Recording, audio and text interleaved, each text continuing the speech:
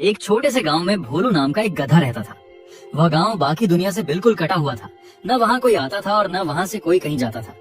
एक बार गधे ने सोचा, क्यों ना जंगल के उस पार जाकर देखा जाए कि आखिर उस तरफ है क्या। अगले दिन भोर में ही वह जंगल की ओर बढ़ चला। जंगल घना था और गधा मूर्ख। बिना सोचे समझे उसे जिधर मन करता उधर चल पड़ता। जैसे तैसे करके उसने जंगल पार किया और दूसरी छोर पर स्थित एक और गांव पहुंच गया।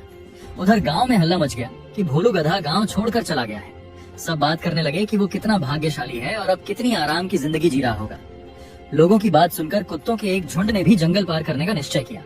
अगली सुबह वह गधे की गंध का पीछा करते हुए उसी रास्ते से जंगल के उस पार चले गए। फिर क्या था, गांव के अन्य पशुओं में भी जंगल पार करने की होड़ सी लग गई और सभी गधे द्वारा खोजे गए रास्ते पर चलते हुए जंगल पार करने लगे। बार बार उस रास्ते पर चलने से एक पगडंडी सी बन गई और कुछ सालों बाद इंसान भी उसी रास्ते को पकड़कर जंगल पार करने लगे। समय बीतता गया और धीरे धीरे गांव की आबादी काफी बढ़ गई। तब सरकार ने जंगल पार करने के लिए एक सड़क बनाने का निर्णय किया। शहर से इंजीनियरों का एक दल आया और इलाके की स्टडी करने लगा।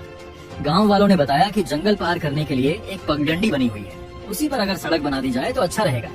उनकी बात सुनकर चीफ इंजीनियर थोड़ी मुस्कुराया और बोला, क्या मैं जान सकता हूँ ये पगडंडी किसने बनाई? गांव के एक बुजुर्ग बोले, जहाँ तक मुझे पता है ये रास्ता किसी गधे ने खोजा था, और उन्होंने पूरी कहानी सुना दी। उनकी बात सुनने के बाद चीफ इंजीनियर बोले, मुझे यकीन नहीं होता कि आप सब इंसान होते हुए भी इतने सालों से एक गधे के बनाए रास्ते पर चल रहे थे। पता है ये रास्ता कितना कठिन और लंबा है, जबकि हमने जो रास्ता खोजा है वह इसका 1/4 भी नहीं है और उसे पार करना भी कहीं आसान है। आज गाँव वालों को अपनी गलती का एहसास हो रहा था। वे सोच रहे थे कि काश उन्होंने एक नया रास्ता खोजने का प्रयास किया होता। मित्रों, जो गलती उन गांव वालों ने की, कहीं वही गलती हम भी तो नहीं कर रहे हैं? कहीं हम किसी गधे के दिखाए रास्ते पर चलकर अपना जीवन बर्बाद तो नहीं कर